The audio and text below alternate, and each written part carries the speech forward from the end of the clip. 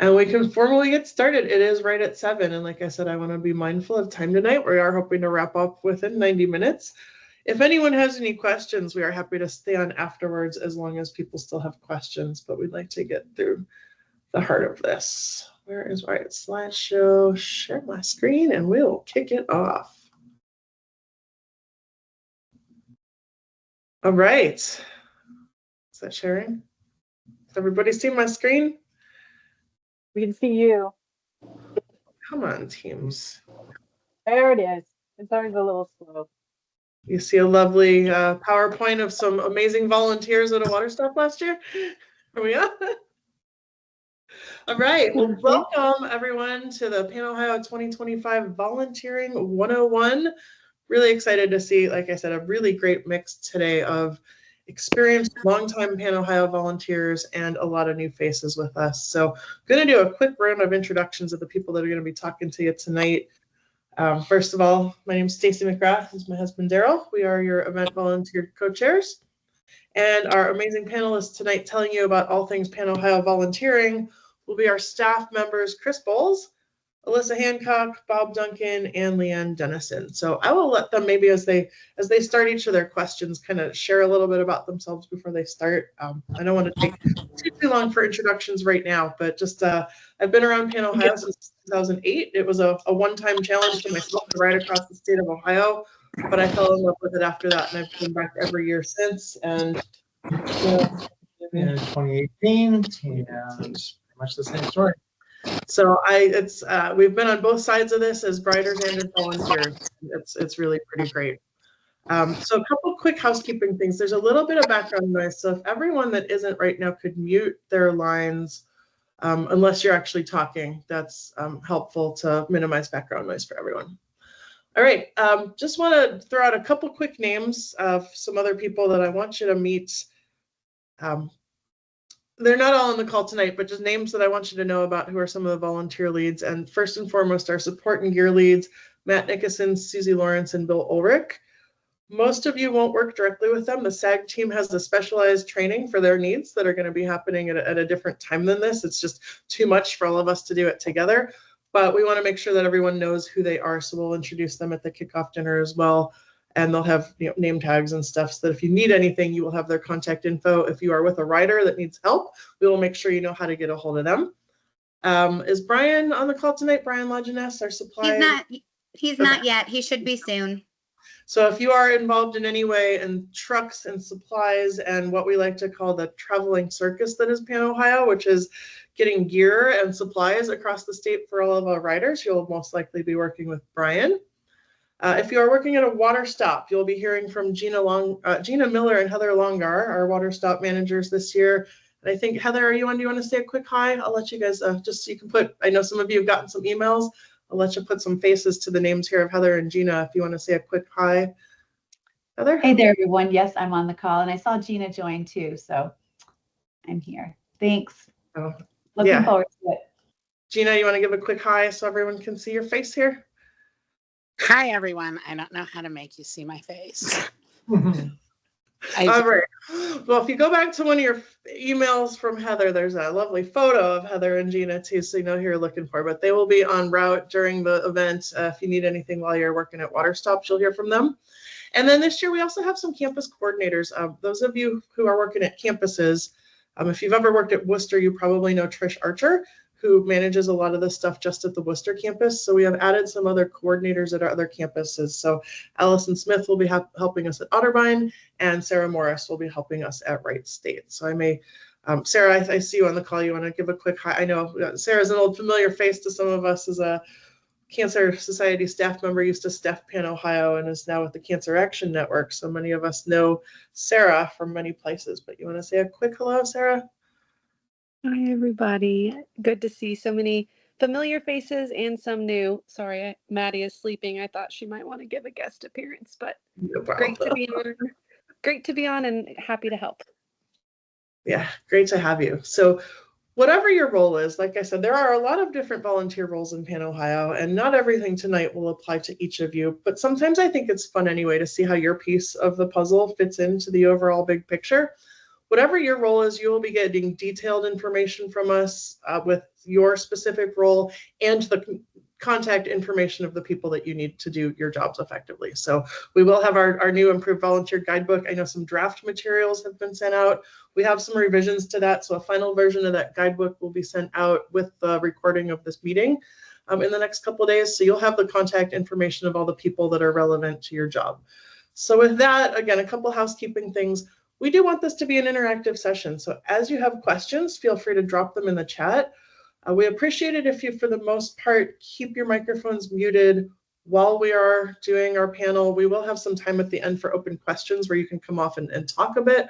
But if you have questions as we're talking about things, feel free to drop them in the chat, and we'll make sure if it's not already on our list that we'll get to it. Like I see, Brandon, you already started with a question, and we have a segment about 40 volunteers. We will answer that question, but we will totally make sure that anything dropped in the chat gets answered. And again, like we have a wealth of experience of volunteers on this call tonight. So those of you that are returning volunteers, feel free to drop some of your fun facts and special hints in the chat too. I think we always learn from each other. So we'll present what we know. And if you find something that you feel like worked great for you, feel free to drop your hints in the chat as well. And again, we'll have some time at the end for questions and open discussion. So with that, we'll get back to those numbers at the end.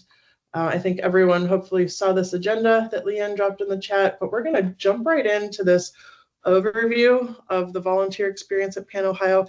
And I'm actually going to stop sharing now because I like everyone to see faces. So we will kind of go back and forth and get back to those slides at the end.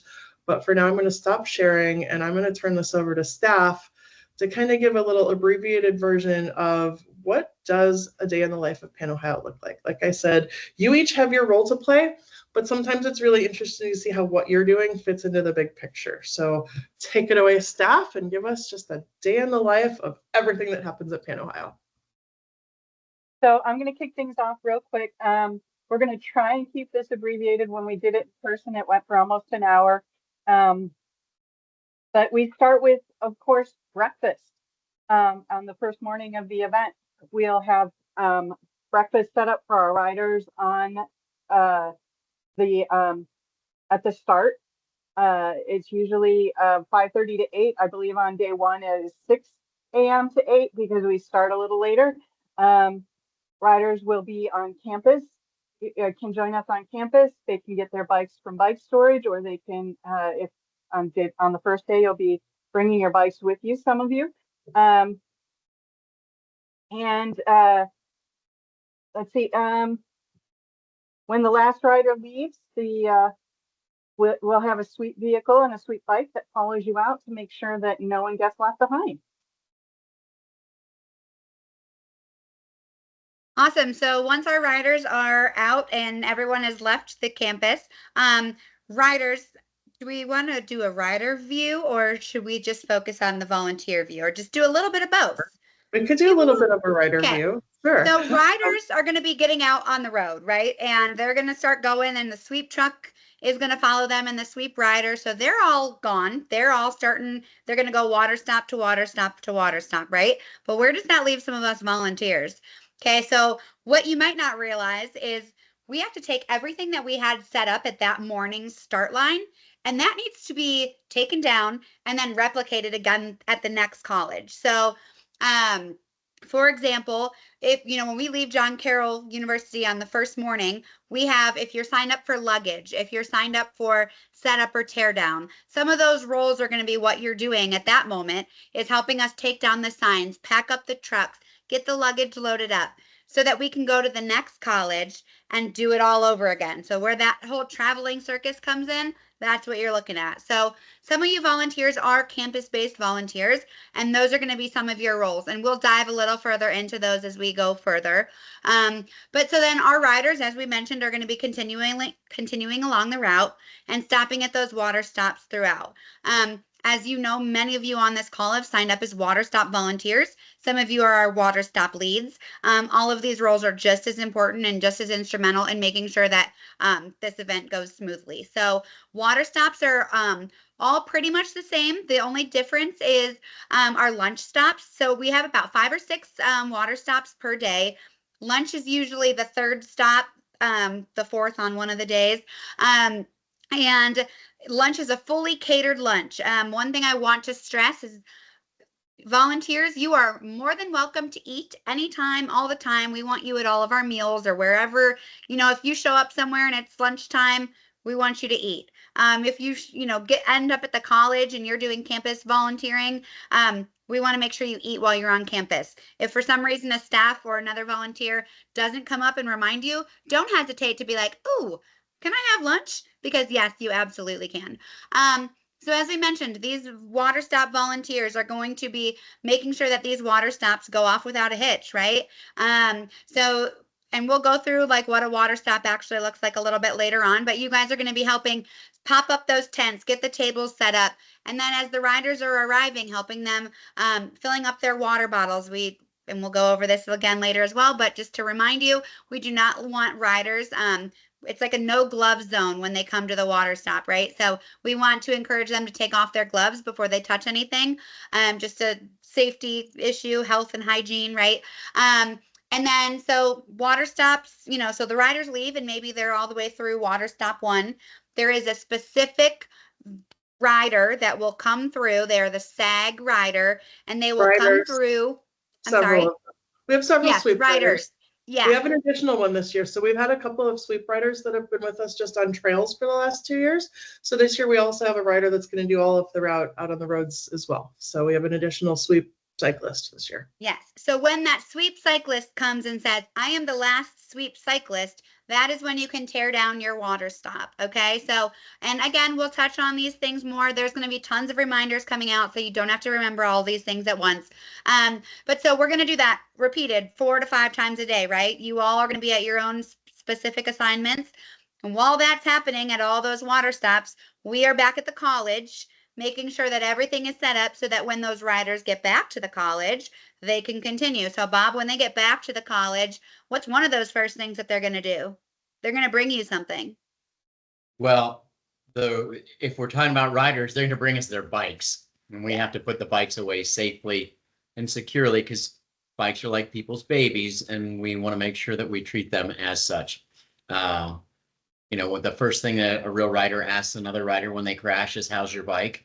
And then we ask, "How are you?" So bike storage is not hard, but it can be a little bit testy. So you have to be gentle and remind riders that take everything off your bike when it arrives, anything that you might need, and make sure they do it because it's really difficult in some of these spaces to get bikes back out of storage. So once they're in, they're in.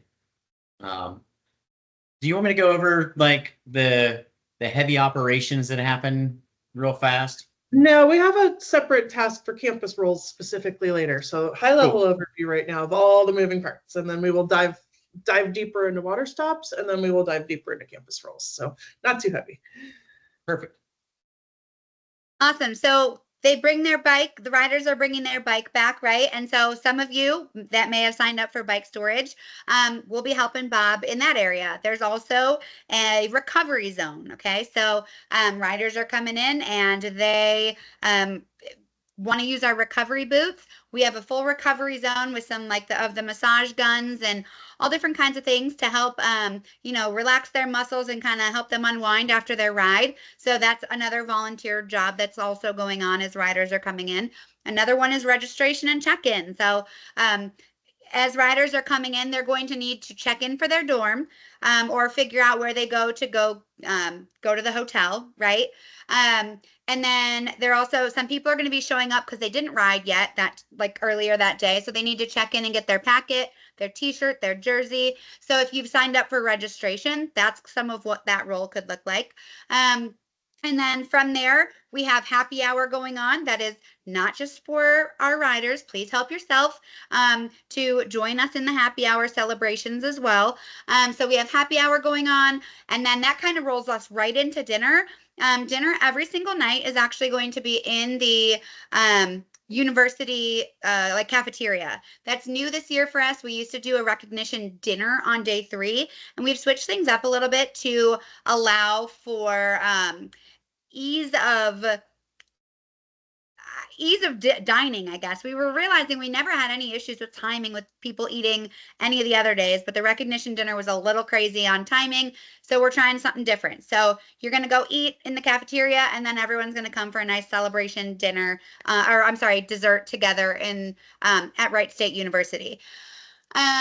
So then after we have dinner each night, we then have more celebrating. We have another happy hour. It's like our social hour, and we will do, there's drinks, there's hors d'oeuvres, there's all different kinds of things, and just a good time. Everyone hanging out until anyone wants to go to sleep. And then guess what? We do it all again the next day.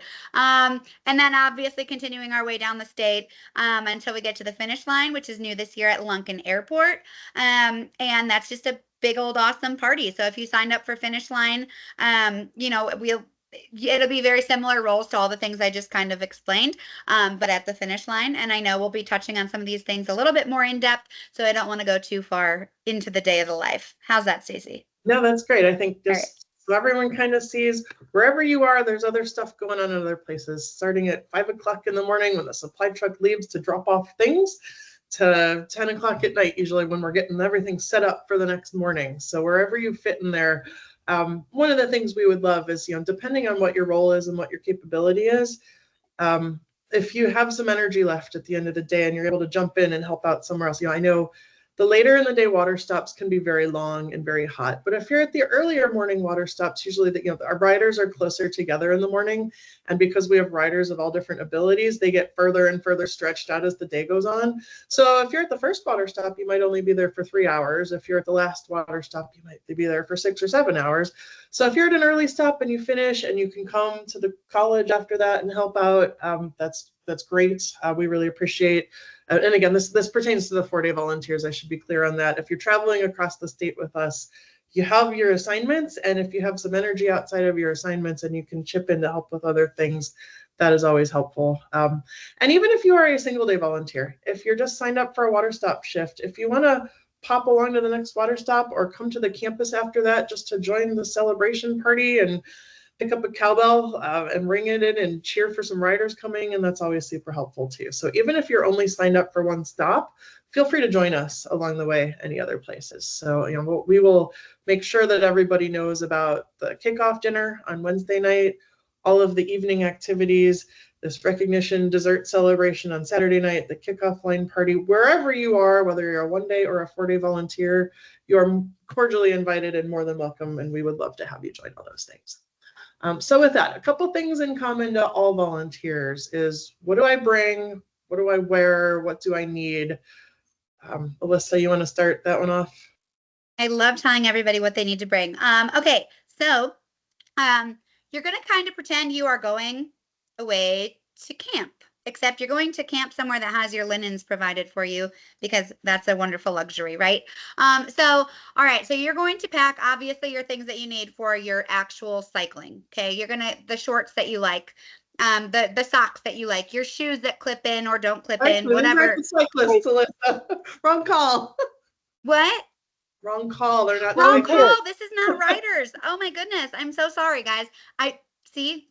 This is what I just go into, like, okay. So yeah, we're not bringing our cleats and our rider things. Okay. So you can't if you are coming just for the day, you are a 1-day shift volunteer, my suggestion is sunscreen, bug spray, because some of these water stops, you might be out in the middle, not in the middle of the woods, like we're not, you know, but there's trees and it gets a little buggy sometimes. So bring your bug spray. We do have tents. Most of our places will have some shade. However, an additional, like, if you have any other things you'd like to bring to provide shade, some people have the little camp chairs that have the little shade over it. Feel free to bring that. Bring some camp chairs if you have some. We will also be providing some of those, as well as some yoga mats at some of the water stops for people to kind of sit on the ground and chill. Feel free to bring a cooler with drinks and snacks that you prefer. Again, you're more than welcome to, you know, have some of the snacks, but we don't have bottled drinks at the water stop, so that's something to keep in mind. We will have some cups, but we just have Gatorade and water. So, you know, feel free to pack some of your own drinks, your own water bottles. Just makes life a little easier sometimes. Let's see, what other things if you're a 1-day shift volunteer? Maybe some layers. I mean, if you're at an early morning water stop, sometimes those misty mornings are a little cool. Rain gear, obviously weather dependent, your umbrellas, your ponchos, things like that. So then moving into 4-day volunteers, obviously it's going to look a little different. You're going to be bringing luggage. We do ask 2 lighter bags is better than 1 heavy bag. But a lot of the time you guys are going to be kind of moving your own stuff, so it's a little bit different. But sometimes if you're staying in the dorms, it will get put in the dorm luggage. So reminder, you do not have to bring your own linens. However, disclaimer, as though we do not have any inflatable pillows so far that we know this year. If you don't know the story, ask a friend. That's your challenge. But so ask about Pillowgate 2019. But we will have pillows. However, the pillows are a little like flat and not the greatest at some of the colleges. Also, some of the colleges, you're not getting like a full blanket. You're getting more of like a light sheet. So bring some items like that might be like comfort items, I guess, but you're given like the bare minimum.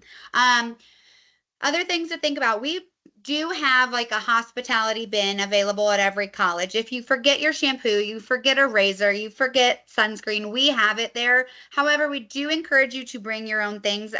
We don't have enough to supply everyone, all the volunteers and riders with everything they forgot. But don't stress so much, like we got you. Let's see. And obviously, if you are staying at a hotel, I know like with the 4-day volunteers, some are at dorms and some are at hotels. So obviously, if you're at a hotel, they'll have all that for you as well. Right. Absolutely.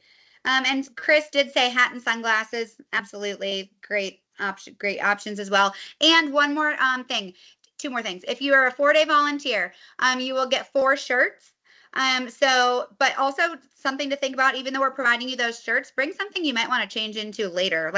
Because sometimes like if you get done early, you might want to change before dinner, make it a little easier. And then lastly, I suggest you bring multiple pairs of shoes. I suggest bringing at least 2 pairs that you can rotate the 4 days, because you don't realize, but the way your feet rub and when you get hot and sweaty, 2 different pairs of shoes will change your life. So highly recommend. And if one gets wet in the rain, but we're not going to have rain, so it's fine.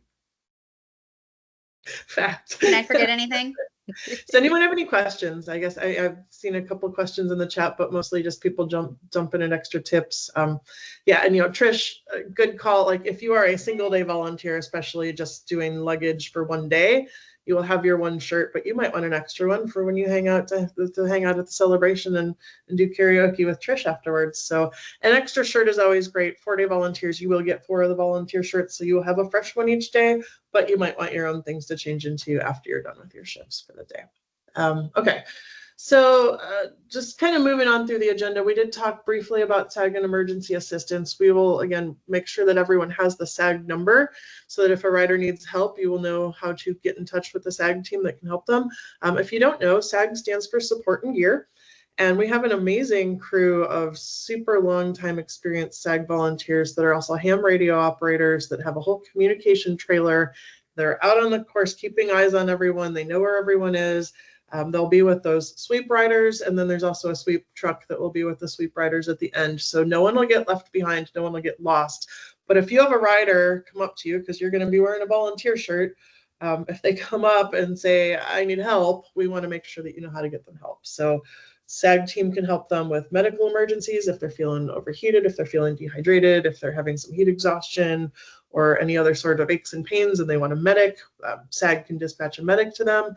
If they have a bike issue, a mechanical issue, a flat tire, and they need to get to a mechanic, SAG can take them to the nearest mechanic on course.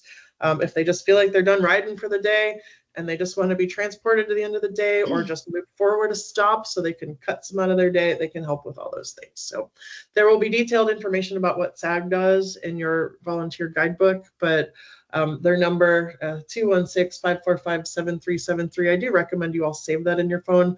We'll put it on the screen later again. It's easier if you have it in your phone instead of having to go look it up, though. So I recommend you save the numbers in your phone.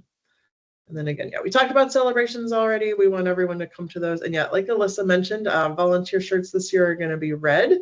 Ooh, phone charger. Good call. If you are at the colleges, We do have a charging station available at the colleges, and obviously there's outlets there, but some of these water stops you are at will not have electricity or power. There are a couple that actually don't have great cell service either, so we'll let you know if you're at one of those to kind of expect that like, your phone probably won't work. Sarah, I know you know that about Glenmont. But yeah, bring a portable charger with you because many of the water stops do not have power outlets. So that is a great tip. And okay, so this is fun. So this is a great segue into water stop setup. Heather, do you want to talk about this a little? I don't mean to put you on the spot, but if you would like to talk about some extra flair that people can bring as water stop volunteers, can you chat about that? If you have a PowerPoint, I'd much rather go ahead and go through the PowerPoint. But yeah, first of all, thank you so much for those of you that are joining us from the water stops. I know I've kind of been pinging you once a week to remind you of this. So thank you so much for taking the time and, to learn some things because you will be wearing a red shirt. And because you're wearing a red shirt, you're going to get asked a lot of questions. So even things that are outside of the water stop, it's really good to know these other things because sometimes you do need to kind of direct traffic. So some of the most important things that you need to let folks know or the riders know is how much longer until the next water stop, right? So, I'm sorry. So how many more miles into the next water stop? They need to know that. What way to go to the next water stop? Because sometimes they do come in and they get a little bit of misdirection. And so you kind of have to direct them on what way to go back out. And also I know we're going to be talking about just how they're feeling. Like you can kind of tell if someone is not feeling very well. So you can, direct them over to the hospitality over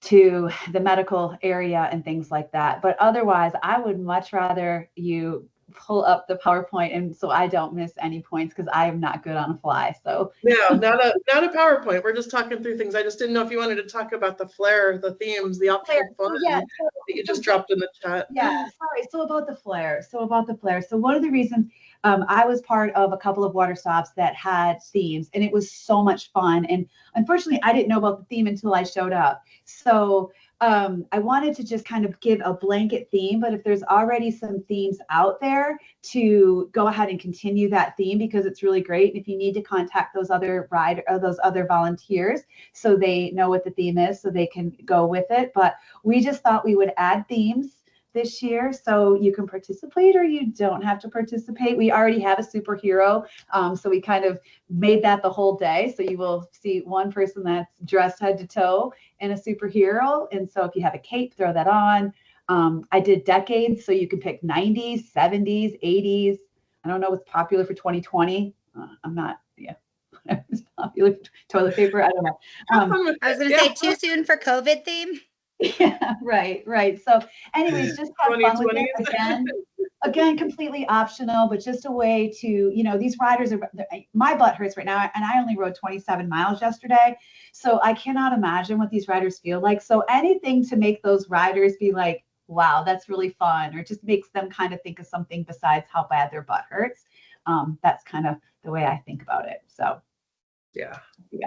Yeah, fun. All right, so let's talk about what happens at the water stops then. So we did some demonstrations while we were together at the Volunteer Summit, and we were going to show some of those videos tonight, but just in the interest of time, we're going to send them out with the notes to this and the guidebook so you can see some interactive videos that we did of how to pitch a tent, how to set up your tables, how to make your Gatorade and stuff like that. So basically, if you are a water stop volunteer, you'll show up at your assigned time. If you're a 4-day volunteer who is assigned to water stops, we'll know where you are. Someone at that water stop will be designated as your water stop captain, and they'll know who they are ahead of time. And one thing that we are adding this year, just as a visual, is a safety vest. So whoever the water stop captain will be will have, I don't remember if we decided a green or blue vest, so that everyone that comes, if you show up to volunteer, especially if you're a new volunteer and you don't know people yet, and you're like, who do I talk to? Look for the person in the red volunteer shirt with a vest over it. They're going to be your water stop captain, and they'll be able to help get things sorted out. When you show up there, you will find a pile of stuff that the supply drop-off people left there at 6 o'clock in the morning. It'll include a couple of 10 by 10 pop-up tents, some tables, some chairs, some bins of supplies, some coolers with ice in them, and some giant jugs for your water and Gatorade, and a bunch of big 5-gallon Culligan jugs of water. So you'll set up couple of pop-up tents with tables in them, and somebody will start making Gatorade. And again, this will all be documented. You'll have a list of sheets, and your captain will say, you know, assigning and talking to people on who wants to do what, on who's going to make Gatorade, who's going to do this and that, laying out snacks, fruit. Alyssa, do you want to talk a little bit more about the specifics of some of that?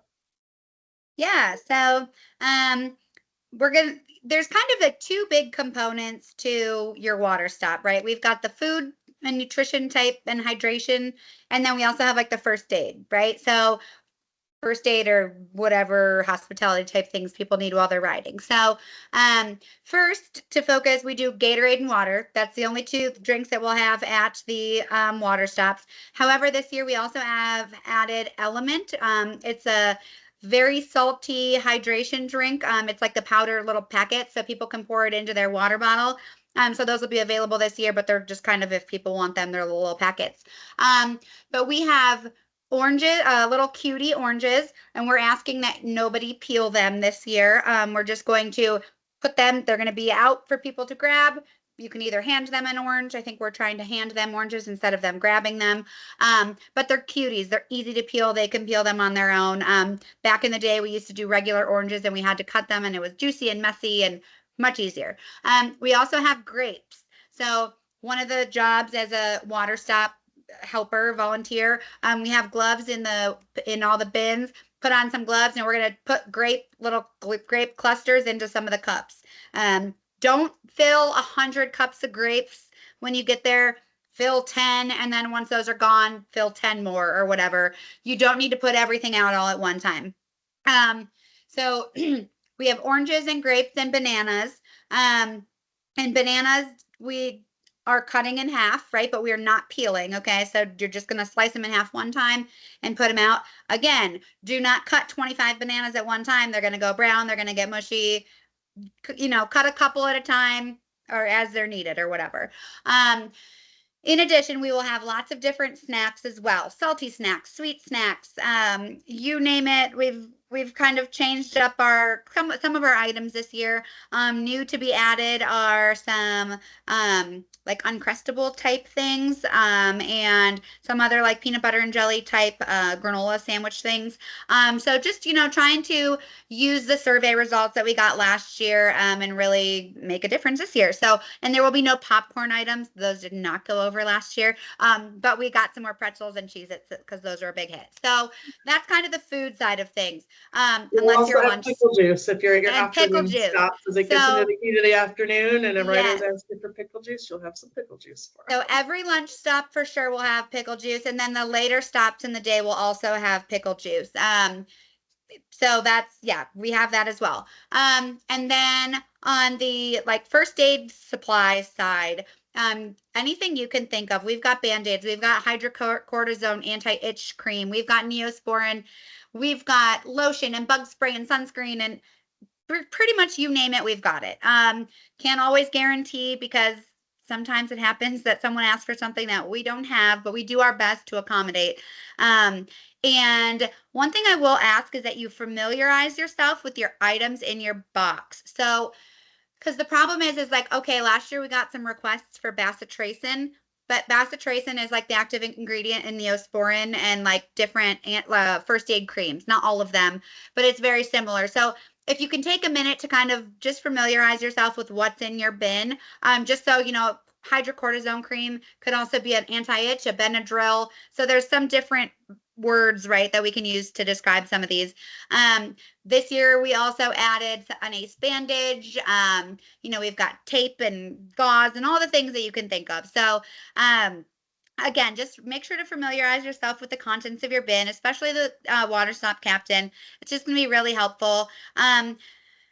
We can try maybe, and I don't know if I'm putting this on ourselves to throw something else into it, but maybe we can get out the list of what we put in those bins ahead of time. I mean, we already have it ready, so maybe do that. including it. That's a great idea. So that you And- can at least familiarize yourself and you're like, oh, what is biofreeze? I'm going to look it up and see what that's used for. Like, yeah, exactly. So there's just lots of different, different things. And then, yes, the last thing about water stops, not the last, but chamois cream. People are going to want butt butter, okay? It is a thing. They all want their little tubes of the stuff that they put all over their bodies and so they don't chafe, right? The anti-chafing cream.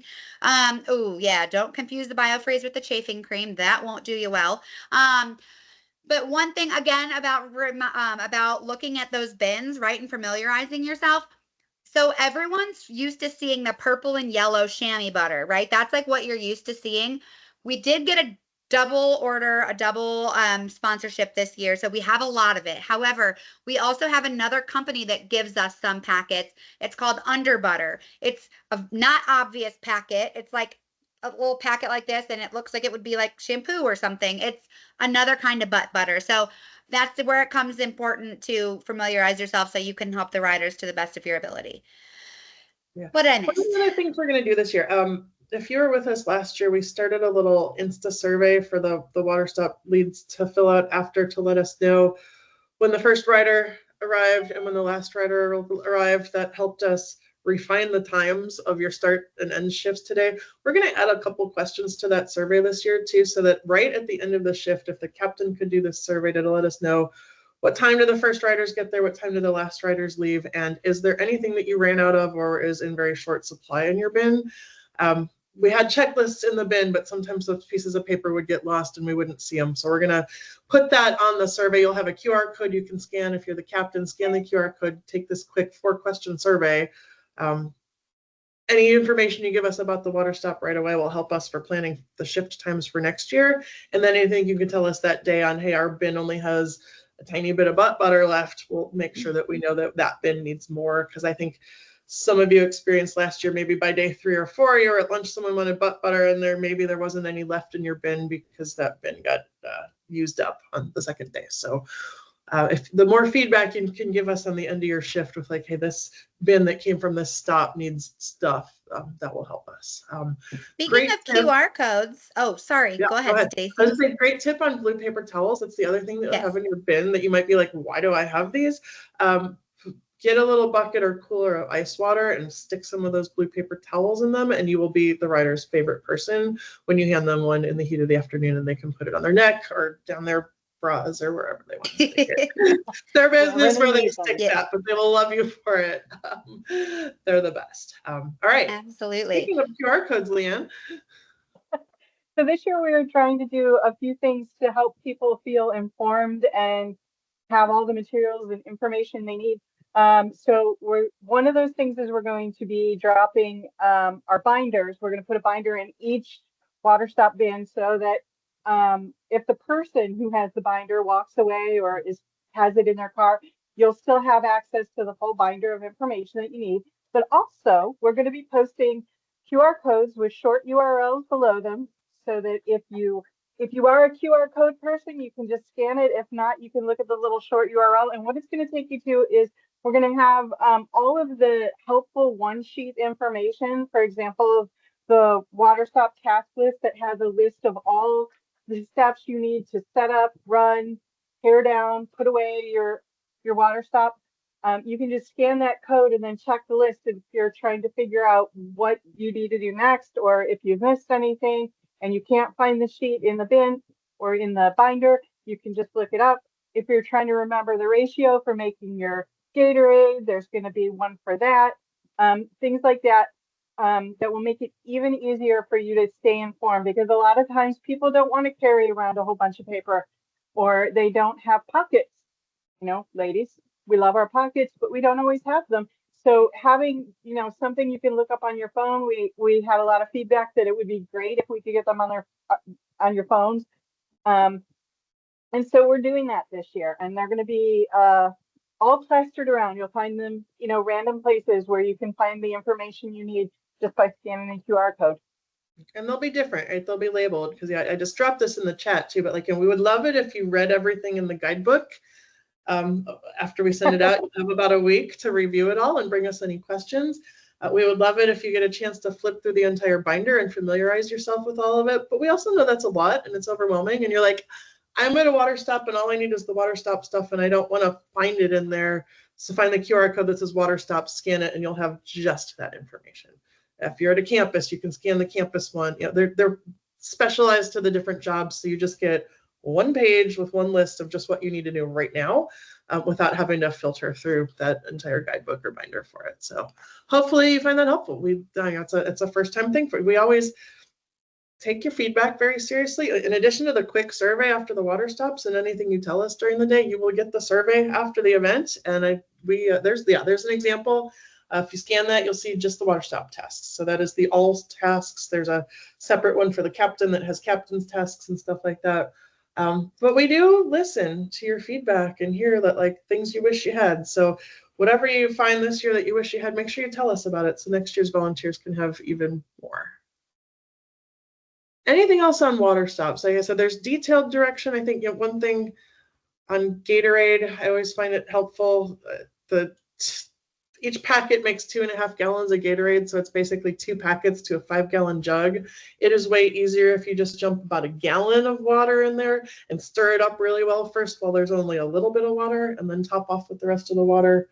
But yeah, some of our experienced volunteers too. We try to have a mix at all the water stops of experienced volunteers with some new volunteers as well. So you shouldn't be on your own out there. And then if you do find during your shift that you're out of something you need, or oh, somebody forgot to put the ice scoop back in this bin, or you don't have a Gatorade stir, or you're almost out of ice, that's when you can call Heather and Gina, and they will be out on the route stopping by.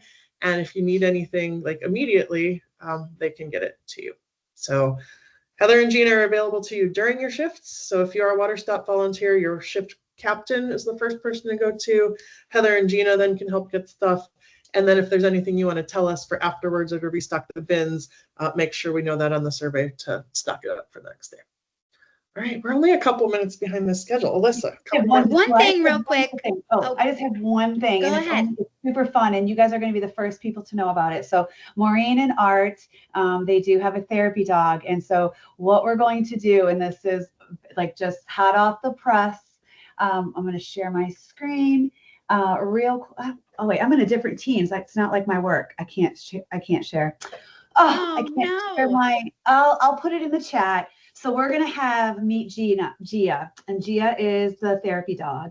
And what we're asking everyone to do is take a selfie with Gia, and then there's going to be a QR code, and you're gonna QR code it with the picture of Gia, and it's going to go to her Instagram. And then Art and Maureen are going to pick a picture, and whoever wins the picture is actually going to get artwork made by Gia. So we're not making it a fundraiser or anything like that. We're just going to kind of do it as just a fun thing. So riders, volunteers, find Gia, take a picture, and give Gia some love and get some therapy. I love that. That's so cute. All right. Sorry. She's with us for all 4 days. So if you are at a water stop with Art and Maureen, you have a leg up on that because she'll be there with you. But then she'll also be at the campuses each night too if you want to stop by there. Alyssa, you had one thing you wanted to mention. Yeah, real quick. So we obviously, our goal is to keep everything all positive and we want everything to be happy all the time, right? But every once in a while, something happens and volunteers sometimes get the brunt of a cranky rider out on the road, right? You might be at a water stop and you got a rider who had got a flat tire, then had to fix that, and then is struggling to catch back up and is frustrated and gets to the water stop and you're out of chamois butter. And oh my gosh, you're the worst person in the world because you don't have my chamois butter. It's our riders are very, very thankful for everything that we do. And almost all the time, you are going to be hearing, thank you so much for being here. Thank you for everything you're doing. For every 10 million thank yous, you're going to have one person that is frustrated and ends up taking it out on someone at your water stop. And while we wish this was not a thing, please understand, A, it's not personal, B, that they shouldn't be doing that. But if you ever have a situation where someone's really out of hand, like it's not just they're cranky, they're tired, and you can tell they're just having a rough day and you got the brunt end of it, please take note of their bib number and let us know. We want to make sure, and I guess this also could go for volunteers too. If you find someone that's not being kind. I know this goes back to like the golden rule in kindergarten, right? But like, let's all just like try to be kind. And so if someone's not, please let us know, because we want to be able to get ahead of that before there's any other situations. And like I said, most of the time you should not have any problems. But just in case that one time there is, I just want you to know, in those type of situations, do not hesitate to reach out to a staff or Stacy and Darrell.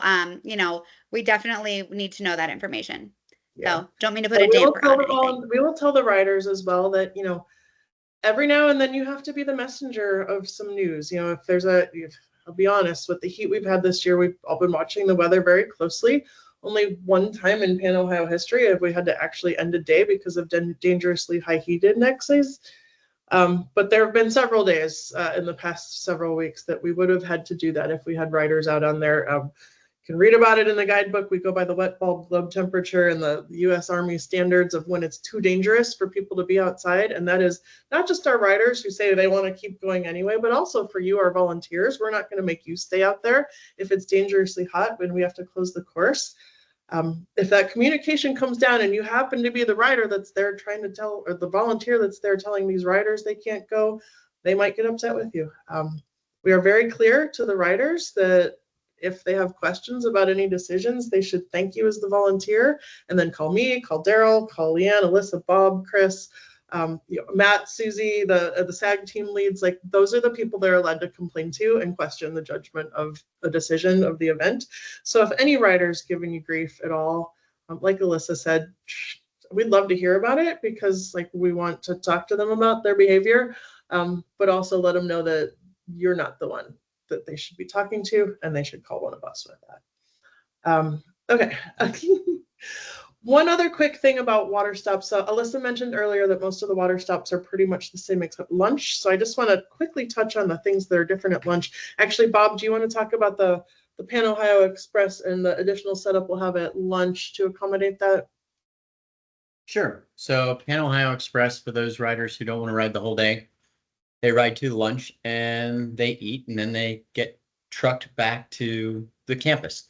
So we use a luggage truck for that and some extra transition racks. So basically, once the luggage is dropped off at the school, whoever was driving that truck will probably be responsible to head back to the lunch stop, set up some transition racks so that the riders who aren't staying can put their bikes on a rack instead of dropping them in the grass.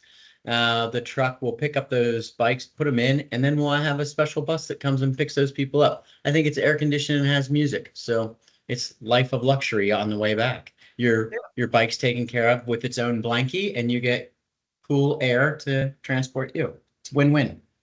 Win-win. All right. The other small detail that's different at lunch is that we will also have a recycling and composting station at lunch. So we're getting something a little different this year. We've had those cardboard boxes in the past, and they're not super effective. They fall apart. They're hard to put together. They're not super visible. So we ordered one of these things that will be at lunch each day that is a 3-compartment thing for food waste, recycling, and trash. So whoever's at the lunch stop will work with your team to make sure that someone can kind of monitor that. It's a lot clearer for that. We are hoping, we're not honestly sure right now if we have anything to do with the compost, but if it gets separated out, we'll try in some locations. But our goal is at least for recycling. We only do that at lunch because, like Alyssa and Leigh-Anne mentioned before, we don't have bottled beverages at the water stops. You have giant jugs of Gatorade and water at the water stops, and that's it. So there are not recyclables at most stops. But at the lunch stop, we do serve individual bottled water and cans of soda. So there are recyclables at lunch. So if you're on a lunch crew, just keep in mind that's maybe one extra task that we might have there is. And then we also have a new role this year of the Pan Ohio Express manager. So I think Dr. Luke Klein's on the call tonight. He's going to be in that role this year every day at lunch. And he will be the person, if anyone asks, actually, Lou, do you want to say hi so people can see your face really quickly? If you're on, are you still on? I'm going to put you on the spot. You're muted. I see your face, but your voice is muted. No, okay. He said he doesn't know how to unmute. It's okay. Yeah. Lou is No on. worries. Well, we will make he's sure you all waving know to he's you here. guys. So if a rider asks and comes in and says, I'm supposed to take the Pan Ohio Express, you're like, cool, go talk to Lou. He will take care of you. He'll get you checked in.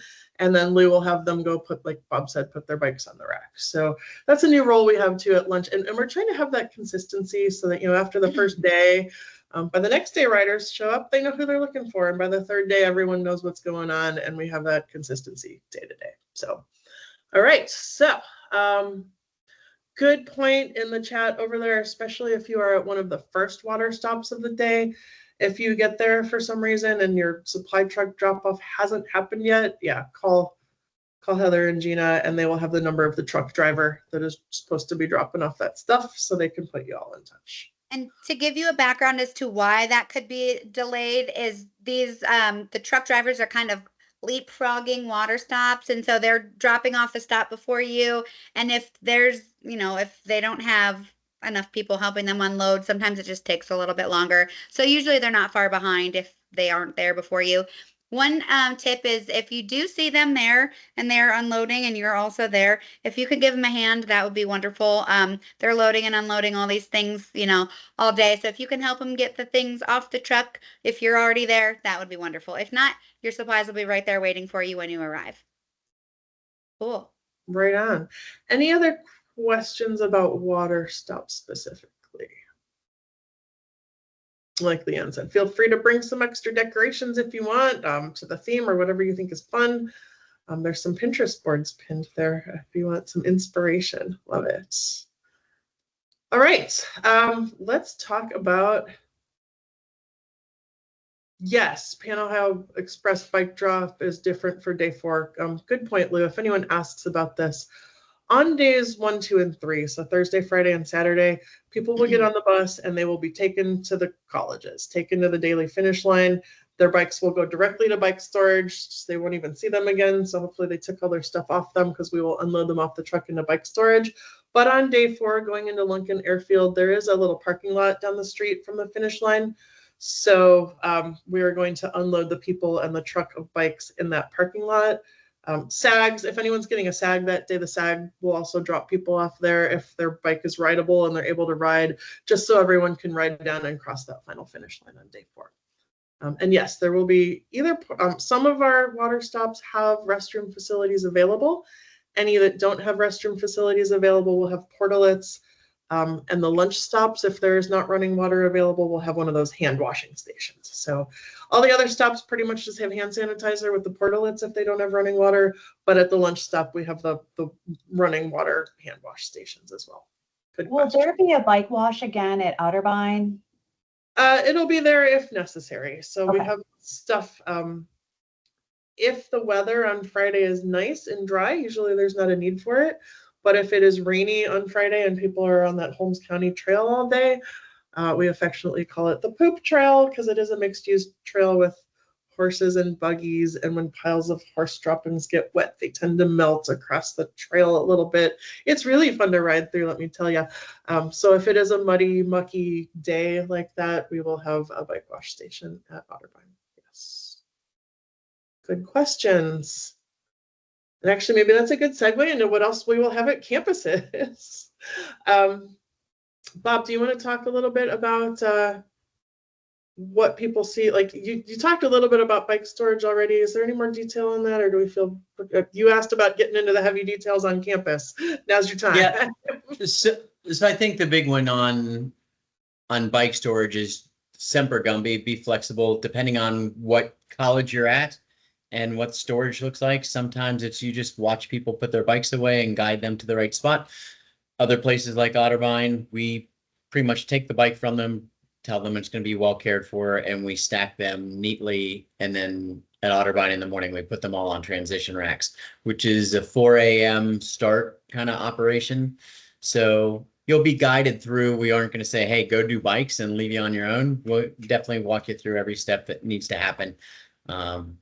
And that's pretty much bike storage. I mean, you're gently moving bikes. So, and then at campus stops, some of the heavy lifting, we're going to do the unload, the arch, the banners, everything that needs to be picked up and moved, like Darrell called this the traveling carnival. And we have to set up that part of the carnival. We also have luggage that will unload at the right dorms and sort that and pick up luggage. So there's some heavy lifting. We can get into details more with just those people because there's a lot of people on this and very few of you will probably take part in this.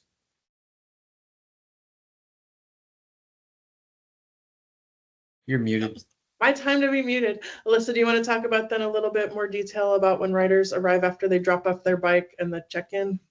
Yeah, so once they arrive and they park their bike, give it to Bob, like I mentioned, they're going to probably want to check in for their dorm, right? So it just depends on the college. Some of the colleges, they have the staff doing the check-in for the dorms, and then like we're kind of like at a table right next to them with the packets.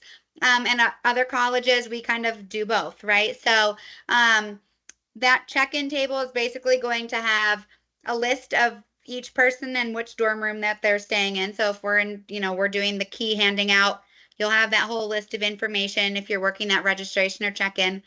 If you're at one of those locations that does require handing out of keys and things, chances are there'll be someone with you. You're not going to just be like, we're not going to put you in a position where you're like having to do all these things on your own.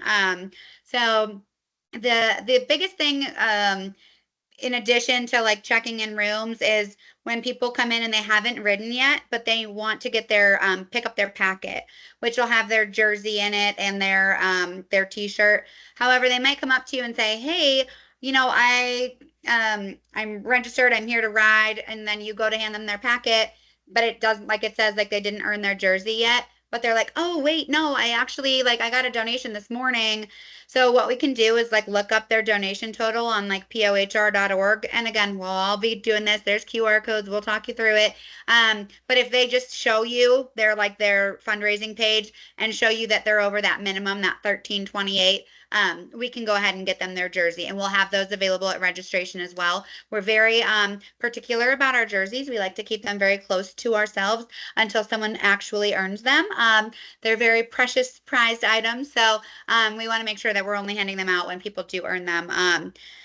But yeah, so that's registration. Like I said, there's also going to be the recovery zone. So if you are signed up for that or assigned there, you'll be working closely with Chris Bowles, and he'll kind of teach you the ropes on the recovery boots and the different like percussion guns and all that stuff. So drums.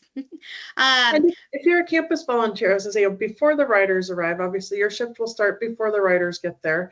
And that's when you can work with your campus coordinator to make sure that everything is ready, which might include running around and putting signs out. So, we have signs directing people to each dorm and to where bike check-in is, or where bike storage is and where check-in is. So when you get there, your campus coordinator might have a job for you to say, okay, one of the things we're using, someone brought this up in the chat earlier, and I feel like this is even more relevant for campus volunteers than for water stop volunteers, is what 3 words? Someone asked that we mention this for sure. So it's a location finding system, and it's an app that basically separates the world into 10 by 10 squares, and each one has a unique combination of 3 words. So it's a little bit easier for location sharing than like a GPS coordinate or just an address. So you will have a list at your water stops too of where that what 3 words is, but especially on campuses, because things are a little more spread out for where is Kerr Hall and where's the Vor Hall and where's bike storage and where's the happy hour, and you're like, oh, like where's the shuttle pickup and where's the luggage drop off. You'll have a list of all those locations when you get there, so that I recommend you download ahead of time the What 3 Words app. You don't need it. There's a website as well, but the app is nice because if you put in that What 3 Words location and then hit navigate, it will use whatever navigation you have on your phone, if you like Apple Maps or Google Maps or Waze or whatever you have, and it will navigate you to that spot. So we use that pretty heavily, especially on the campuses, to figure out like precisely where things are, especially at a place like Wright State, where most of what we do is in the student union building, and it has an address, but like the finish line is out back and the bike storage is in the basement and the gym, and the recognition celebration dessert is like in the ballroom up here. They're all in the same building, but in very different locations. So we'll be using that for wayfinding around campuses a lot. Leigh-Anne, you want to talk about the welcome hospitality and events when people arrive on campus? I would love to do that. So Hospitality setup, that's one of the things that goes hand in hand with rider check-in. As Alyssa said, we try and make sure that we have supplies in case people either forgot or lose them or use up their things like shampoo and body wash and razors and things like that. And I brought my toothbrush but no toothpaste, which I've actually done at least twice. So we set those all up in a nice little display near the the check-in area, so people can come and find them. And basically, just like the chamois butter, you don't want to put everything out because this stuff is precious, and you don't want people walking up and just grabbing a handful, thinking, not thinking about it. I'm just going to grab a handful of this, and then they've taken 3 shampoos without really thinking about it. So you watch and just, you put out a dozen. When you get down to 2 or 3, you put another 10 in there or something like that. So you just kind of keep an eye on that area. The other thing that you're going to find that's not far from check-in is we'll do a recovery and refreshments area that will also include a happy hour depending on what someone needs, let's say. So they might come to the recovery area to get chocolate milk or some granola bar or something like that before they're going to head up for dinner. And at the finish lines, usually we have a happy hour set up where we have some more harder adult drinks that they can be partaking in, and some appetizers and things like that before the dinner hour begins. And those things are going to be in the area, so you want to be familiar with where they are. If somebody walks up to check in, you give them their room key and they say, okay, well, where can I get chocolate milk? I really need something. Or, hey, I could use a drink.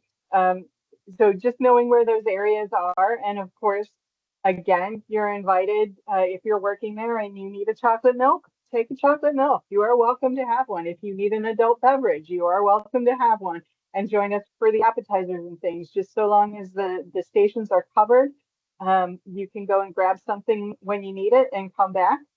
So yeah, and that's how we start our evenings. Yeah, and we've got some extra campus volunteers too that are going to be in a little bit of a floater role so that we can actually have planned breaks. I know sometimes you might be in bike storage and it's not right there, and you've been there for 3 hours and you're like, maybe there, and you can't leave because you're watching all these people's very expensive bicycles. So we're going to try to have more planned breaks where we know, and this is a good use too. Like I said, if you are one of those early morning water stop people and you get there, even if you just spend 15 minutes sitting in the bike storage so the person assigned to that can go grab a snack and use the restroom and get a drink. And then you get on with your day. That is super helpful, like little things that can make a huge difference to those campus volunteers. And then on campus, we're also going to try to have, we're working on locations on some of them, just a designated area for volunteers where if you do need a break, we'll make sure that there's a cooler of waters and Gatorades that are just yours, and some food, maybe some pizzas delivered. So if you're stuck there on campus all day, we make sure that you have a meal as well. So we will let you know if you're one of those campus volunteers that's there all day, where your volunteer space can be. All right. Anything else on campuses? I feel like that was a little quicker, but I know most of the people on this call probably are water stop people too. Oh, I guess one thing, it's you want to talk about merch, Leigh-Anne? Yeah, we are going to have merchandise available at least at the kickoff, the recognition event, and the finish line. We're trying to work things out to have some available as well at Worcester, because we've had actual requests from people. Assuming everything arrives on time, we are going to have some displays from our new store and have a kiosk set up, or we're going to open the store basically during the event weekend, so that if you saw the store, if any of you are familiar with riders and have shopped our store, we have a merchandise store with things like bowling shirts and new long sleeve tee and some polos and jackets and things like that. So we're going to open that this year during the actual event so that people could sign in and do a little shopping. They'll hopefully be able to see the samples, we're still waiting to hear back from the company, make sure we're going to get the samples so that people can see them and have a small supply of things that people could purchase on site. So yeah, and we'll teach you how to use the card reader if you've signed up for that. We'll have it's a card reader as well as we take cash. It's a square is what they call it. So you can take credit cards. Did I miss anything, Stace? I don't know. It seems pretty good. Obviously, again, if you are dedicated to campus, you will get more detailed instruction on your specific role. There will also be a QR code you can scan that will just bring up just those things. I know, we do want to get back to talking about some of the specifics for 4-day volunteers, especially on the lodging.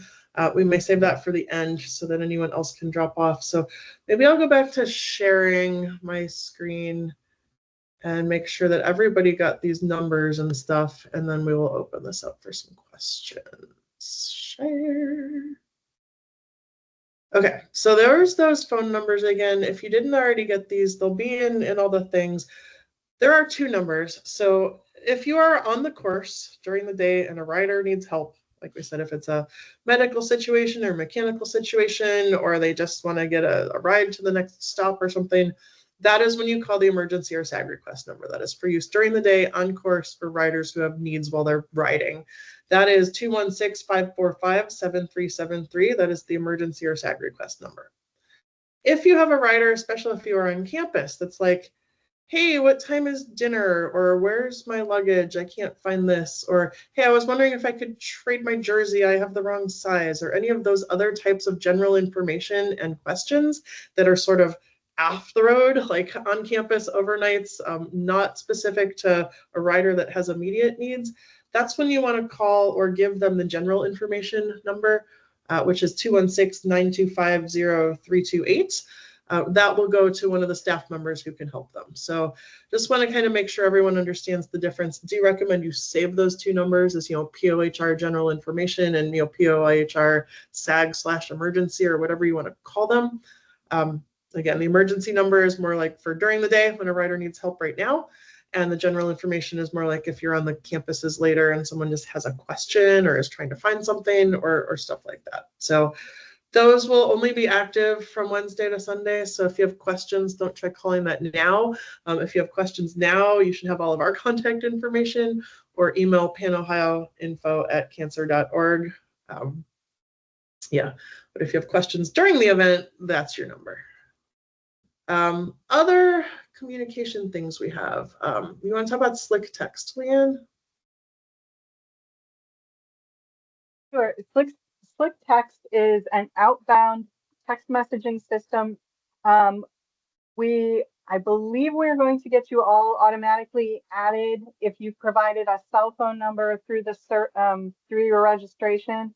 And then you will get the same messages that the riders get. So these are typically things like, hey, the Wi-Fi password has changed for campus, or we're having a heat emergency, so we're gonna try and get everyone to finish up the day a little earlier, or things like that, things that are a little bit more urgent than something you would get via email, which we do send out daily newsletters, and we started last year emailing them to all volunteers as well. So even though the information is primarily for riders, it's good for volunteers to have that information. It'll talk about things like what time dinner is, what time drinks are before and after, all that kind of stuff. But this is for the more urgent things, the changes, the updates.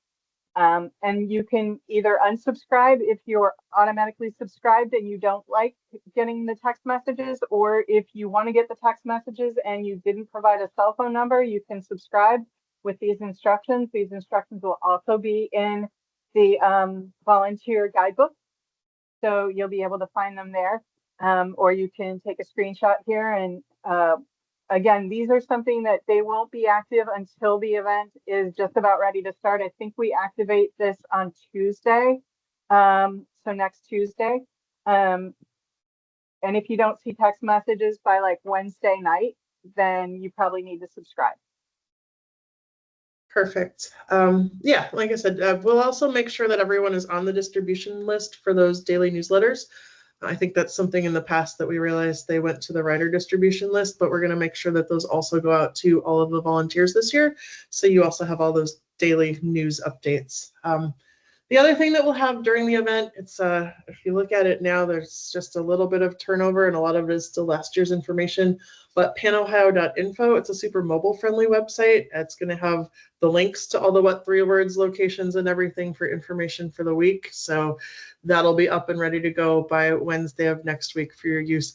What I like to do is save a bookmark to that on my home screen, so it sort of looks like a little app screen. If anyone wants help with that, I'm happy to show you. But then I can just click on that and it brings it up, and I can go to that day's information and it has all the location links. Because I like that, instead of looking at a piece of paper and typing in my What 3 Words, I can just click the link and it'll take me there.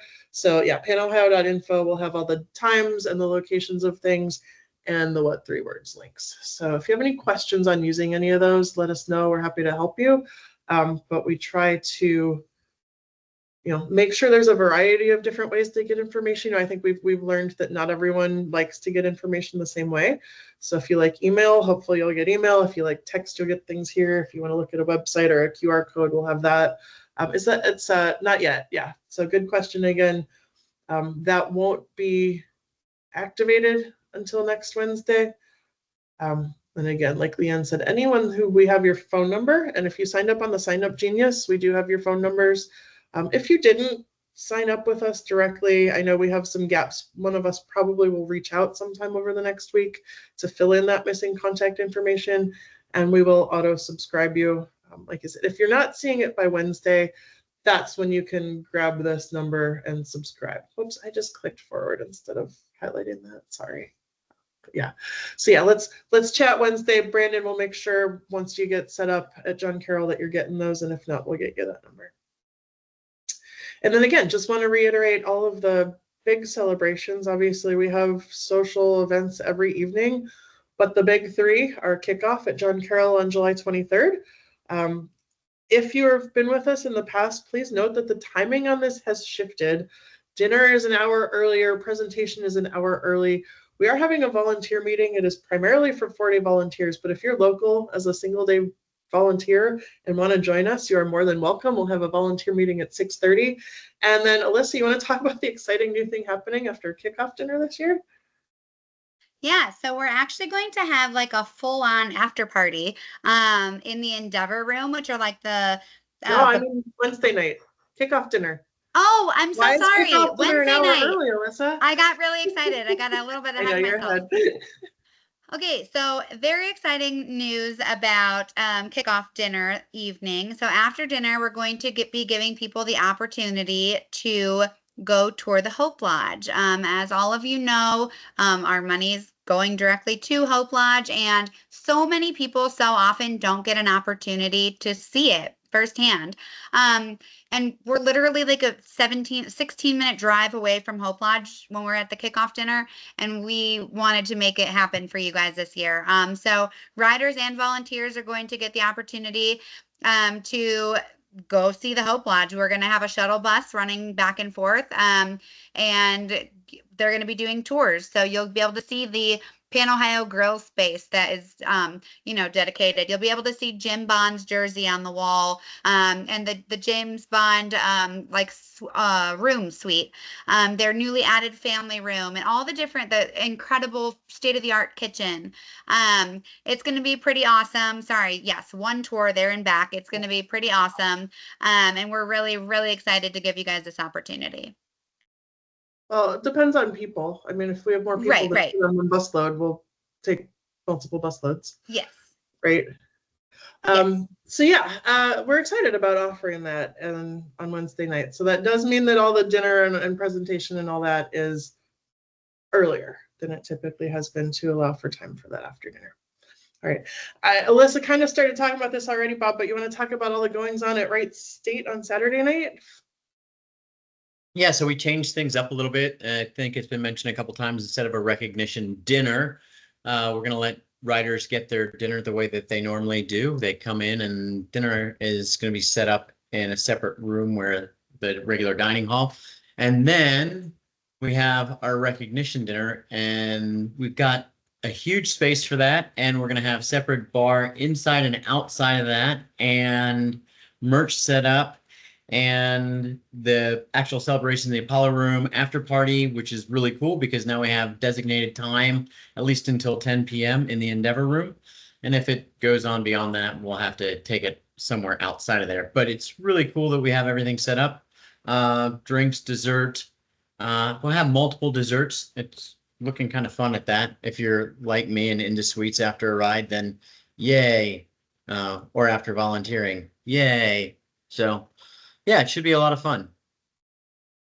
Awesome. Yeah. And then finish line party. Darrell, you want to talk about the finish line party? Oh, he's busy. Oh, yeah. He's writing links. So he's sitting over here collecting the links of all the weather alert things that he has to watch. So he has them all in one place for next week. Do you want to talk about Lunken? Sorry, I'm for anything. I'm not even. All right.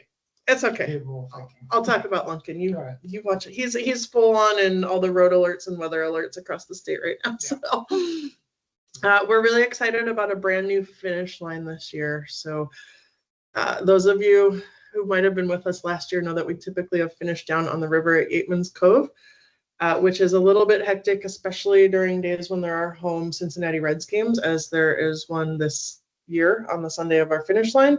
So we have a new exciting finish line at Lunken Airfield. There's a beautiful hangar there that they do as an event space. There's another ACS event called Fork Cancer that we got to go to their event and see how it was set up for that. And it's a really cool big open airplane hangar. So everything can be inside, so we're not going to be worried if there's big storms.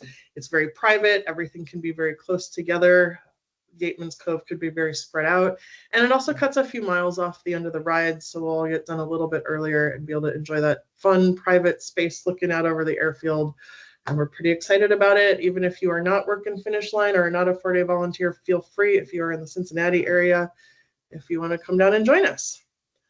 So with that, I want to talk about the 4-day volunteer schedule. I know there's some stuff in the chat about the schedule on that, but do any of the other single-day volunteers have any questions before we get into that? Because I want to let you have your questions, and then if you want to drop off because you don't care about the 4-day logistics, that's fine too. I guess just quick before we get into that, your volunteer guidebook will be going out with a recording of this in the next couple of days. And then, yeah, any questions, I guess, before we move on to the 4-day stuff from any of the other single-day volunteers?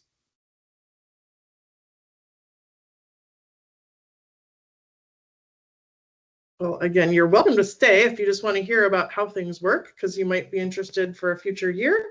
But otherwise, I think the rest of this will be more geared toward the 4-day volunteers. So Alyssa, you want to talk about the lodging arrangements and all that? Yes, I do. Absolutely. Sorry, I'm grabbing my charger. So we have hotels. So here's what, when you filled out your survey, you indicated if you were interested in a hotel or the dorms. There's some of you in each of them. So if you are staying in the hotels, these are the hotels that we are going to be staying in. I'm sorry, I'll plug into that. Okay.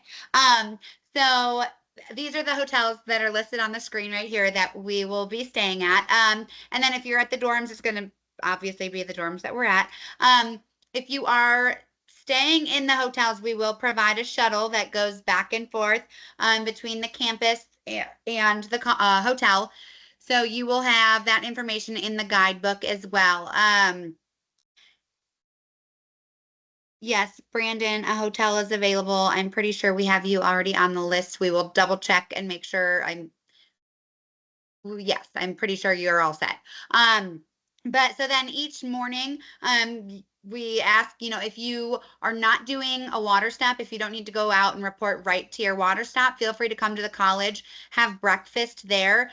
We actually do have breakfast at all of the hotels this year as well. So if you aren't able to make it to the campus before you need to get out to your water stop, feel free to have breakfast at the hotel as well. And then, as we mentioned, if you are a later water stop, say your report time isn't until a little bit later in the day, please feel free to come hang out at the campus, help us take down or set up, or go to stop at an earlier water stop throughout the day. We want you guys to feel like you're being that your time is worth it, right? So if we don't want you to ever feel like you're sitting around and have nothing to do, but we also don't want to work you to the bone. So it's a lot of communication, right?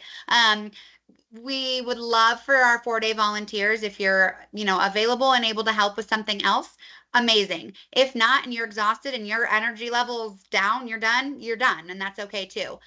So just make sure that you're communicating with us. And then each day, as well, you can have dinner at the dining hall on campus. The only one that's a little, harder to gauge is the lunch stops. So if you are at a water stop that is before lunch, okay, so you're at stop 1 or 2, we encourage you, when you're done with your water stop, to drive to stop number 3. You will have access to all of the locations of the water stops along the route. So we encourage you to stop at the lunch stop and eat lunch. If you are staffing a water stop that is after, we are working on figuring out what our best plan of action is. Heather, Gina, Stacy, and I are working through things. It's kind of going to be just situational basis, right? Some places are in the middle of nowhere and there's no like pizza shop or something easy around. So we may, bring you some of the like boxed lunches from lunch, but sometimes it's easier for us to just like, oh, we're gonna, bring a different lunch to you or something. So make sure, you talk to Heather and Gina and myself and Stacy, and we will make sure you know what your lunch plan is if you're at a later water stop. If you're a campus volunteer, there's going to be plenty of opportunity. But again, sometimes staff and lead volunteers, we get in this like tunnel vision, right? And we do our very, very best to make sure that we are watching out for everybody at all times and making sure that everyone's eating and everyone's staying hydrated. However, sometimes we get in that tunnel vision, right? Make sure to be like, hey, I haven't eaten lunch yet. We're going to make sure to feed you, okay? Like, we don't expect anyone out here doing all these hours on no food and no sleep and make sure we're communicating. And again, we do our very best, and I would like to say usually do a good job, but there are certain times that we obviously can do better, and just make sure, you communicate with us. What else did I miss, Stacy? No, I think that's good. I was just going to say, I know Paula's still working on the final details of the lodging list, so all that should be finalized. So I saw your question in the chat there, Jeff. We'll have everything finalized within the next day or 2. Yeah. On where everyone landed. Obviously, we were trying to get people what they requested as much as possible. There are some locations that are tight on lodging, but Paul is working his wizardry on all of that and getting everything sorted. So if you are with us for all 4 days, if you are driving your own car, obviously you can kind of come and go. But if you are not driving a car either because you're driving one of our trucks or because you're just riding along in a truck or doing something else, then yeah, we will take care of you from Wednesday evening when you arrive at John Carroll. And if you are driving and leaving your car at John Carroll, you can also leave your car parked there on campus at John Carroll for the whole 4 days. So I know Brandon, I think you're going to be, co-pilot and riding along in one of the trucks. So you can drive yourself to John Carroll Wednesday evening, park your car there, and then we'll get you back on the bus back from Cincinnati back to Cleveland on Sunday afternoon and evening. Does anyone else have any specific questions? Because I know, some people, even as 4-day volunteers, maybe you're coming and going different nights depending on where you live. A lot of the volunteers that live in Cleveland, I know you'll probably stay at home Wednesday night and then just come join us Thursday morning. Again, specifics on which hotels and where you are will be coming out from Paul within the next couple days. But yeah, basically all of your lodging and food and meals and all that will be taken care of from Wednesday evening through Sunday evening. Does anyone have any other questions on additional things to bring or expectations? Like I said, we want everyone to have a good time. We want everyone to fully be within their abilities as a volunteer and not overstretch themselves too much. But if you are doing a specific job and you have some extra time later in the day, like I said, we really appreciate it, as being with us for 4 days. We don't want anyone working like 17-hour days the way Alyssa's going to, and all staff really. We don't want volunteers to do that, but if you can pop in and out here and there and do some extra things, that's really helpful. even if it's just picking up a cowbell when you get to campus. You know, one of the things we really like is for our last riders finishing at the end of the day to have the same exciting finish welcome that the first riders had coming in. And I'll be honest, sometimes it doesn't happen because people peter out and they go home and they go on and they go to get dinner, and there's not always as much excitement at the finish line for those late riders. So that is where, as 4-day volunteers, we can be super helpful to get out there and create that presence and, you know, be an exciting welcome for the riders. That's something super valuable. Wednesday night, all right, Alyssa's got that. Anytime on Wednesday.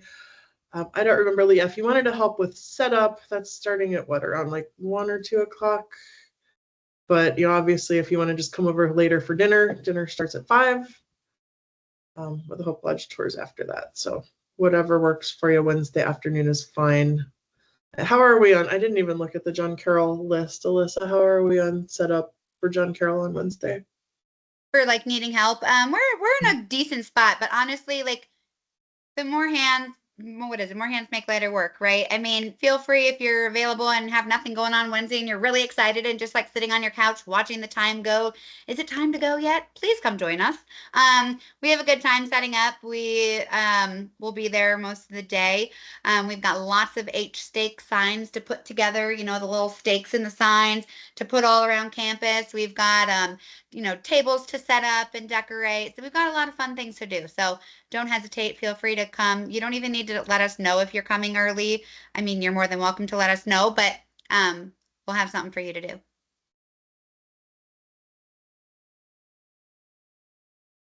What other questions does anyone have? I think we got back to everything that had been asked in the chat earlier, but I'm going to scan through and just make sure we didn't miss anything else earlier. If you asked a question in the chat and we missed it, please ask it again. So there'll be people there telling me where to go once I get there. I guess yes, I'm the rookie with this. I guess what I really need to know is what time to arrive at John Carroll at the beginning Wednesday night. Honestly, you can arrive. I mean, dinner starts at 5 now, right? Sorry, I know we changed the time. Dinner starts at 5. So, but the buses start coming around 3:30. So it's fun to get there when the buses are getting there and stuff, which actually that's bumped up a little bit this year. So come at 3:30, 4 o'clock. It's a good time. It's fun to see all the buses coming and, yeah. That's really when it starts picking up around. So I should plan like 4 then to get that'd be there. great. And like I said, if you're free earlier and you want to come help set out some signs or work on the arch, you could come earlier. But there's a pretty good crew already assigned to John Carroll setup. So, you know, I feel like sometimes for the 4-day volunteers, you got 4 long days ahead of you. Maybe some of the just Cleveland people can handle that John Carroll setup on Wednesday afternoon. We want to make sure everybody starts all rested. So yeah, 4 o'clock. And then we will have that meeting at 6:30 as well for 4-day volunteers. It's kind of our first official meet and greet, but we'll all be around. Look for us. Darrell and I won't be there quite yet because we will probably be coming up with after we get people off on the Columbus bus and load up their bikes. So we'll be up a bit later when the Columbus bus arrives, but everyone will be around. And then, yeah, each day, Brandon, you know, since you're a campus volunteer, we'll have you working pretty closely with those campus coordinators each day. And I think you know Sarah from Cancer Action Day, she'll be doing Right State. We'll make sure you meet Trish and Allison as well so that you know your roles for how you can help out on campus each day. It may be a little bit different day to day. How many riders are there this year?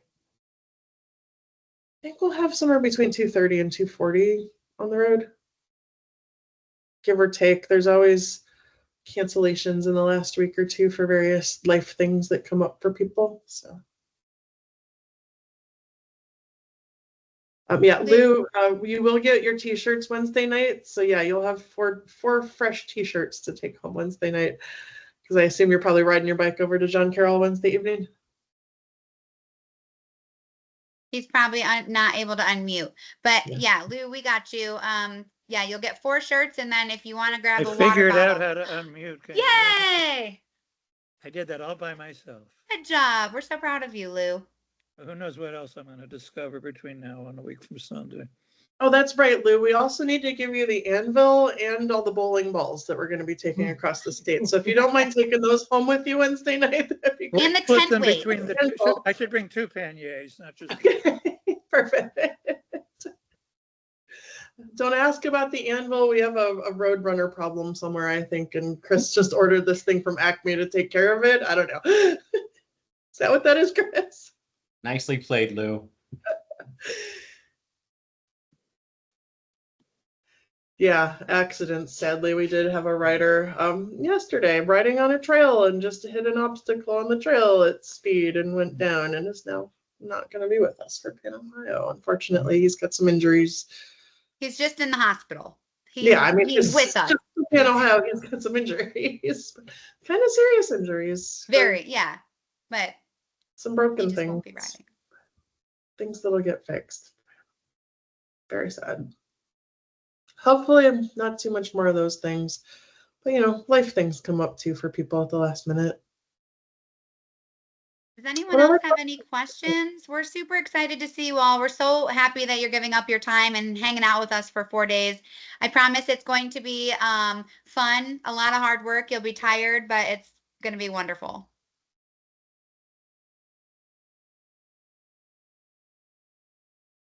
Yeah, I'll echo that. If no one else has questions, again, we're happy to stay on. If you have something you want to ask after everyone drops off, we'll make sure we stick around a little bit later. But again, just thank you so much. Like literally, we could not do this event without you. And like Darrell and I, and Leigh-Anne too, has been riders and volunteer. Actually, a lot of people on this call have done both riding and volunteering on different years. And quite frankly, showing up and riding your bike is way easier. Being a volunteer is a much harder lift for this. It is easy to just show up and everything is taken care of for you. And there's this sort of magic of someone moves your bags and someone gives you food and someone takes care of you and ushers you along. And the only thing you have to do is ride your bike. It's kind of magical as a cyclist. And that would not be possible without people like you who give your time behind the scenes to make that possible. So thank you. I'm really looking forward to spending 4 days with you. We hope you have a great experience too. When we talk about the Pan Ohio family, that is not a cyclist community. That is a Pan Ohio family that includes riders and volunteers and supporters and donors and everyone. So please know that you are as much a part of Pan Ohio as anyone that's on a bike. And maybe more in some ways because you're the ones that actually make it happen. So yeah, Jeff, I'm super excited you're back too. It's been a hot minute since we've seen you in Ohio. So excited that you're coming back. If you're only doing 2 days, yeah, we can have and if you're a single day shift volunteer that's still on, your t-shirts will be in your water stop bin. So if you're coming for 2 days, you can just grab one of us when you pick it up and we'll get you a couple of them. And yeah, definitely Art and Maureen, it was nice to have you just at Wallace Lake last year and we're looking forward to having some puppy fun for 4 days this year. Yeah, really excited. It's fun. It's our riders call it the 4-day sleepaway bike camp, but 4-day sleepaway volunteer camp can be just as fun and rewarding as well. So I hope you all have a great time. Again, if you have any feedback throughout the event or after, please let us know. If there's anything that you feel like isn't going as well as you'd like it to, let us know, and maybe there's still a chance that we could make adjustments and fix it too over the 4 days. And we really value your input. Like we take it to heart and we really we read those surveys over and over again to make sure that we're giving you what you want to see and not giving you things that aren't valuable. So, please don't hesitate to let us know so we can make things better for you guys. All right. And with that, watch your emails for HR. Thanks, Amy. Amy just threw out a PO in the chat. POHR. Lots more information to come over the next week with recordings, guidebooks, info sheets, contact information. It'll be coming at you, but we're always here if you have any questions, and just can't wait to see you all next week. Yay. Bye, everybody. All right.